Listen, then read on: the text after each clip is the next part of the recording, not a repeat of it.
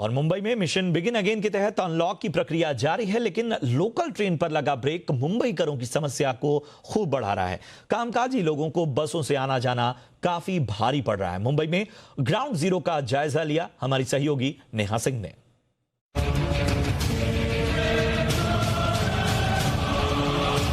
मुंबई में अनलॉक 4 तो हो चुका है, लेकिन आज भी जो लोगों की दिक्कतें हैं वो कम नहीं हुई है। सरकार ने चीज़ें खोल दी है, लेकिन आप देख सकते हैं मैं यहाँ दादर के प्लाजा में मौजूद हूँ, जहाँ बहुत लंबी कतार लगी है घर जाने के लिए। यहाँ लोग बस से, क्योंकि ट्रेन बंद है तो उनके पास और कोई ऑप्शन नहीं है, लेकिन सिर्फ और सिर्फ बस का ऑप्शन है। मैं यहाँ कुछ लोगों से बात करूँगी और जानूंगी कि क्या कुछ दिक्कतें उन्हें आ रही है और कितने देर तक उन्हें लाइन में खड़ा रहना पड़ रहा है। आपसे जानूंगी कितने देर से आप यहाँ बस के लिए खड़े हो। अभी मेरे को 15-20 मिनट हुआ है और मतलब बस कंटिन्यू नहीं है, उनको टाइम लगता है बस में आने में, और अभी ट्रेन नहीं चालू, इसके लिए बहुत प्रॉब्लम हो रहा है सबको। मैडम आपसे जानेंगे आप कितने देर से, बिकॉज जो कंप्लेंट्स है वो ये है कि हमें 2-2, 3-3 घंटे लाइन में खड़े रहने पड़ रहे हैं। पहले जहाँ हम 2 घंटे में घर पहुँचे थे वो अब 4-5 घंटे हो चुके हैं। आपसे जानेंगे। रियाज तो मैक्सिमम लगता ही है। आप कहाँ रहते हैं? बोरीवली। और व्हाट आपको एक्सपेक्टेशंस क्या है गवर्नमेंट से? ट्रेन चालू हो जाएगी तो बेटर रहेगा। ट्रैवलिंग में इतना टाइम जा रहा है जितना हम लोग वर्क नहीं कर रहे। एग्जैक्टली, बिकॉज आप ऑफिस में एक्सक्यूज नहीं दे सकते। या राइट। तो आप कब से खड़े हो यहाँ? 1 घंटा हो गया मैडम, और अभी 2 घंटा जाने में लगेगा कम से कम।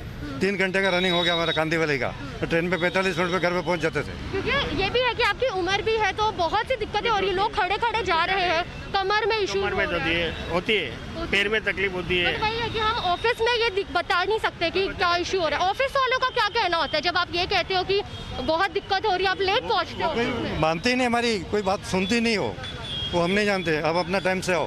कैमरामैन दिलीप शिंदे के साथ नेहा सिंह, जी मीडिया, मुंबई।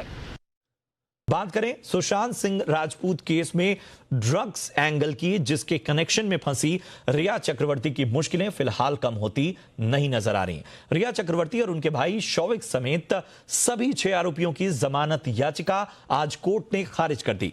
इन 6 आरोपियों में रिया के भाई शौविक चतुर्वेदी, दीपेश सावंत, सैमुअल मिरांडा, जैद, बासित परिहार, ये सभी शामिल रहे। फिलहाल सेशन कोर्ट से जमानत याचिका खारिज होने के बाद रिया अगले हफ्ते बॉम्बे हाई कोर्ट में जमानत याचिका दाखिल करेंगी। आपको बता दें कि नारकोटिक्स कंट्रोल ब्यूरो यानी एनसीबी ने रिया चक्रवर्ती को बीते मंगलवार को एनडीपीएस एक्ट की विभिन्न धाराओं के तहत गिरफ्तार किया था। और इस खबर पर मुंबई से हमारे साथ जुड़ रही हैं जी मीडिया संवाददाता एकता सूरी। एकता, रिया चक्रवर्ती को एक बड़ा झटका और तैयारी अब बॉम्बे हाई कोर्ट में अपील करने की। जी बिल्कुल प्रशांत, ये उनको एक कॉन्फिडेंस था कि अब उनकी जीत होगी, क्योंकि ये दूसरी बार अब उनकी वैसे बेल रिजेक्ट हुई है, लेकिन उनको कॉन्फिडेंस था कि अगर वो ये बोलेंगे कि एनसीबी के आगे या कोर्ट के आगे कि उनको एक फोर्स किया गया था उनको अपने एडमिट करने के लिए कि वो ड्रग एंगल में इन्वॉल्व है, लेकिन कोर्ट में उनकी ये दलील थी कि ये उन्होंने प्रेशर में आकर ऐसी स्टेटमेंट्स दी। वो एक मेंटल ट्रॉमा से गुजर रही हैं, क्योंकि इतनी सारी इन्वेस्टिगेशंस है उनके ऊपर, साथ ही साथ उन्हें रेप और डेथ थ्रेट्स आ रहे हैं। इस वजह से उनकी बेल की जो अर्जी है वो मंजूर की जाए, लेकिन एनसीबी की ये दलील रही कि क्योंकि अभी इन्वेस्टिगेशन जारी है, अगर बेल मिल जाती है तो कहीं ना कहीं जो एविडेंस है वो टैंपर ना हो जाए। और सबसे बड़ी बात ये कि अगर रिया कह रही है कि वो ड्रग एंगल में इन्वॉल्व नहीं है, लेकिन जो उनके वीडियोज हैं वो जो सामने आ रहे हैं उसमें वो साफ दिख रहा है कि उनको मालूम था कि सुशांत सिंह राजपूत ड्रग ले रहे थे, साथ ही साथ वो इसमें इन्वॉल्व भी थी। और दूसरी जो उनके क्रेडिट कार्ड पर ट्रांजैक्शंस है वो भी साफ दिख रही थी कि वो ड्रग्स प्रोक्योर कर रही थी उनके लिए।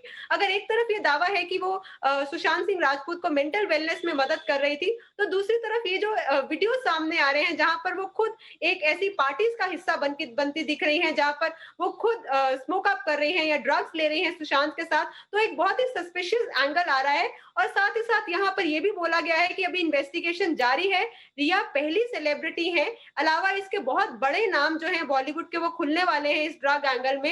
ये भी बोला जा रहा है कि रिया ने 2 दिग्गजों का नाम लिया है। बिल्कुल, और यही वजह है कि कोर्ट ने भी ये साफ तौर पर कहा कि चूंकि ये एक गंभीर अपराध है, इसलिए इस मामले में जांच जारी रहने के लिए वो इस याचिका को मंजूर नहीं कर सकते। बहुत बहुत शुक्रिया करेंगे आपका इस अहम जानकारी के लिए एकता। इधर कंगना रनौत और ठाकरे सरकार के बीच जारी विवाद थमने का नाम नहीं ले रहा। दोनों तरफ से जुबानी जंग जारी है। शिवसेना नेता संजय राउत ने कंगना पर हमला बोला है। उन्होंने कहा कि कंगना ने महाराष्ट्र के मुख्यमंत्री के बारे में जो बोला वो राज्य की 11 करोड़ जनता ने सुना। वहीं कंगना ने ट्वीट कर सोनिया गांधी से मामले पर कुछ बोलने को कहा है। इस बीच केंद्रीय सामाजिक न्याय मंत्री रामदास अठावले ने कंगना से मुलाकात की। बता दें कि कल बॉम्बे हाई कोर्ट में हुई सुनवाई में बीएमसी ने अपना पक्ष रखते हुए कहा कि उसने किसी कानून का उल्लंघन नहीं किया, ऑफिस को तोड़ा गया क्योंकि वो अवैध निर्माण था। इस पर कंगना के वकील ने कुछ वक्त मांगा है रिप्लाई करने के लिए, जिसके बाद मामले की अगली सुनवाई 22 सितंबर तक के लिए टाल दी गई है।